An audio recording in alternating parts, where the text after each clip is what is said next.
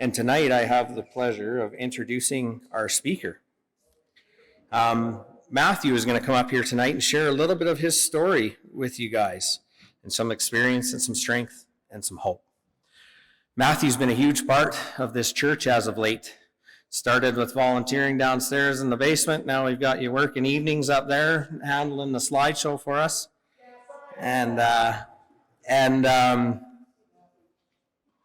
Facebook, you know, I'm pretty old. Facebook is the only thing I have. I don't have Instagram and all that other stuff. But it says that you're cleaning up a lot more than just your life. Looks like you spend a lot of your time cleaning up the whole city, taking pounds and pounds, like hundreds of pounds of garbage out of the city at a time.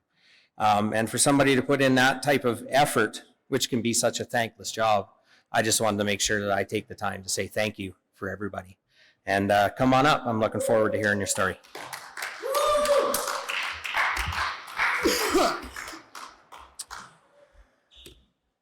Okay.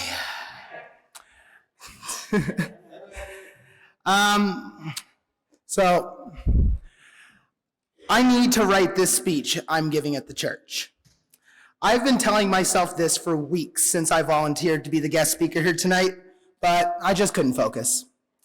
Constantly asking myself questions: what do I talk about? What could I shed light on that other guest speakers haven't yet?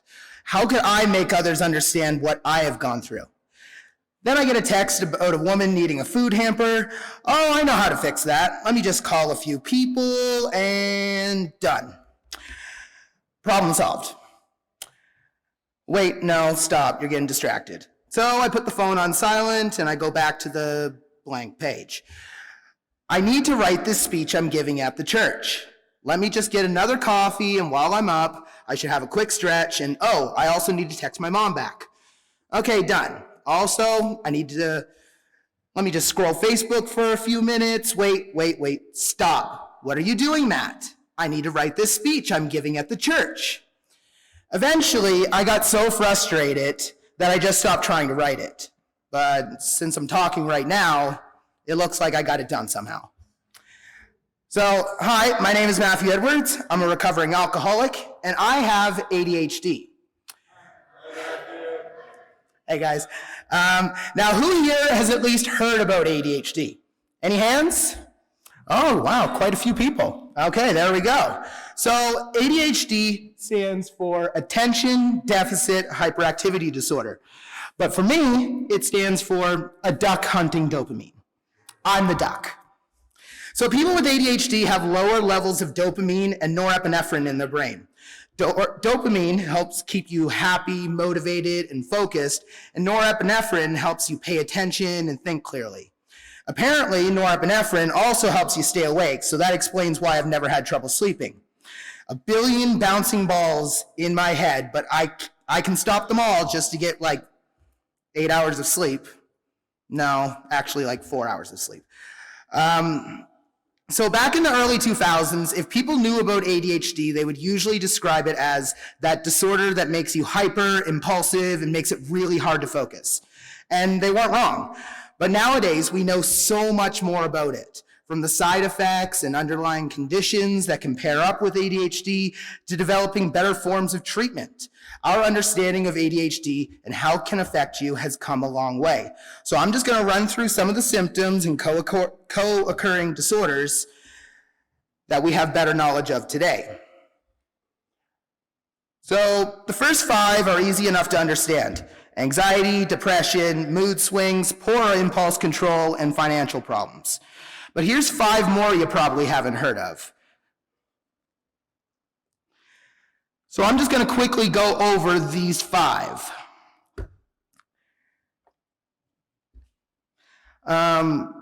Hyperfocus and time blindness. It's a state of intense, sustained attention that can affect how your brain perceives time. The deficit part in ADHD is not exactly the right word to use. It's more that we have trouble regulating our attention. If something is fun to do and engages my brain, I can focus on it. But if I have to sit down and do my taxes, I will find 1 million distractions and make 1 million excuses to not do them. But if I sit down and play a video game, suddenly 6 hours have passed by when it only felt like 1, and I'll have dry mouth from not drinking any liquids. Then there's ADHD masking. This is when someone with ADHD tries to cover up their symptoms by mimicking the behaviors of people so that they can feel accepted. This can manifest as anything from copying someone's sense of humor to fit in with the crowd, constantly checking your pockets to make sure that you don't lose things, or overdoing something until exhaustion so that others see how capable you are, even though deep down you're struggling. I do all these things. I think I even got called out once on the checking pockets thing by someone here at the church. I don't remember who it was, so let's go with Darcy. And then there's ODD, which is oppositional defiance disorder. When a person displays defiant or combative behavior toward people in authority. Basically, if you tell me I can't do something, I will do almost anything and work at my full potential just to prove you wrong. It also works in the opposite way sometimes. If you tell me I need to get something done, I will have no interest in getting it done just to oppose you. For people with ODD, proving someone wrong is the most powerful motivator. And then finally, there's rejection-sensitive dysphoria. When you experience severe emotional pain because of a failure or feeling rejected. So when my boss is upset that I messed something up, in my head, I'll go into a deep negative self-talk spiral that usually just ends with me thinking, I hate myself over and over. Thankfully, the medication helps with that one because I realized I was doing this and I'm like, oh wait, I forgot to take my medication, and it snapped me out of it. And now I'm just gonna throw up some quick statistics. ADHD affects around 360 million people worldwide, so around 5% of the population. ADHD can reduce life expectancy by as much as 13 years due to factors such as stress, impulsivity, risky behavior, inattentive driving, substance abuse, and suicide. That's why I don't drive. And finally, teenagers and adults are more likely to abuse and get addicted to drugs and alcohol. So yeah, ADHD can really suck sometimes. But there are a few positives. People with ADHD are usually extremely empathetic. We can usually read people and recognize when people are upset faster than others. And that's usually just because we're constantly overanalyzing ourselves so we know what to look for. People with ADHD are also excellent problem solvers. If you have a problem, and I've had a similar problem, I've probably thought about like 20 different solutions I probably have like 20 different solutions ready to go for you. And finally, our high energy, drive, and motivation can be quite contagious. When you see my passion and my knack for outside the box thinking, I hope you all get inspired to push towards your goals as well. So yeah, if you spent enough time around me, you're probably thinking something like, holy crap, that explains a lot about why he does this thing or that thing. I feel the same way because even I didn't know about some of these.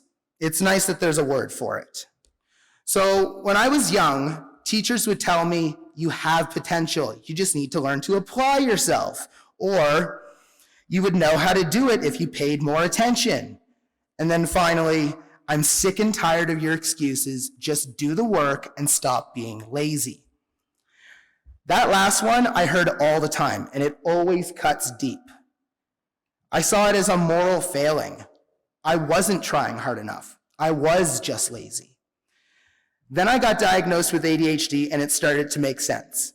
Not for me, I was still the wild child, but my mom at least started to understand. The doctor prescribed me Ritalin and my school gave me a personal tutor that would sit with me in all my classes. I was teased constantly about it. And being from a rural fishing town in Nova Scotia, there was never new material for the bullies to move on to. So after years of humiliation and alienation from my classmates, my mom decided she was moving us across the country to the big city, a fresh start. Unfortunately, my school records came with me, so I was put in the special classroom.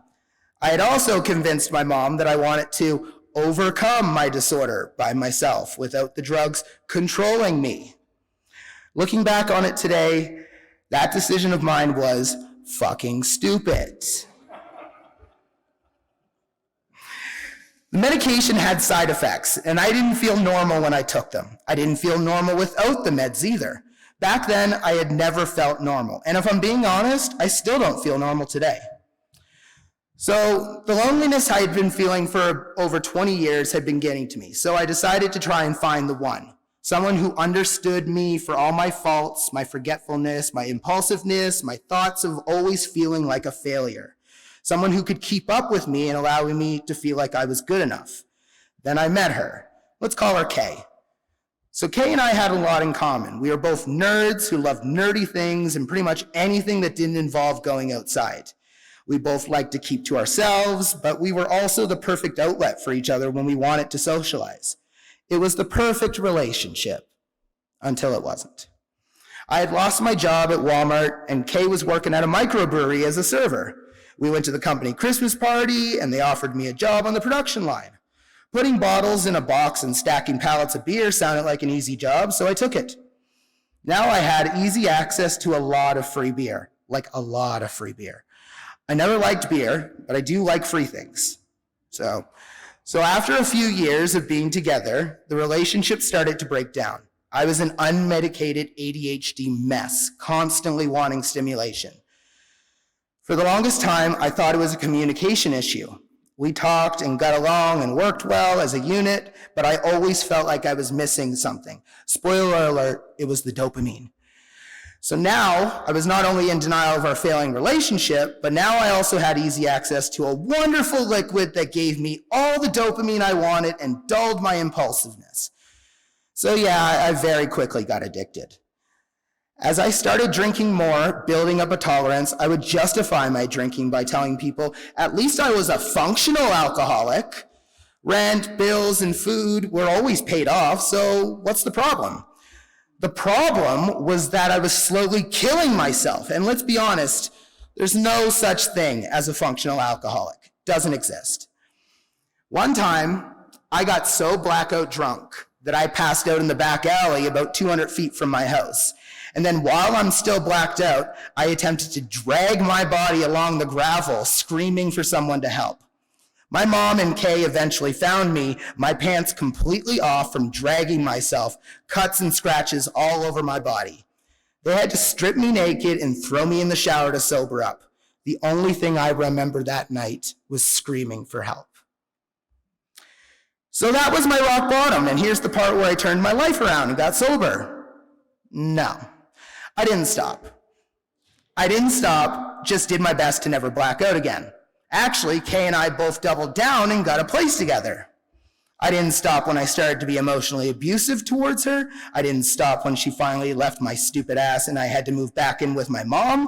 And I didn't stop when I went through a deep depression and started considering suicide because I couldn't live with what I had put her through. I couldn't live with what I had become. So I'm just going to quickly say, I'm sorry, Kay. I'm so fucking sorry for everything I put you to. I don't deserve forgiveness, and even if she did, I will never forgive myself for what I did. That's just how my brain works. I was too much of a coward to go through with it, or at least that's what I told myself. I didn't deserve a quick death. I deserved to suffer, just slowly drink myself to death. It would all be over eventually. Then I got sober. I don't remember what happened that finally made me stop. I do remember the 5 days where I closed myself off from everyone and lived in complete darkness to get through the withdrawals. Once I got through that, I started taking mushrooms. Great. Apparently, they're doing studies now to see how microdosing can help with depression, but I was not microdosing. 1 second. I had water.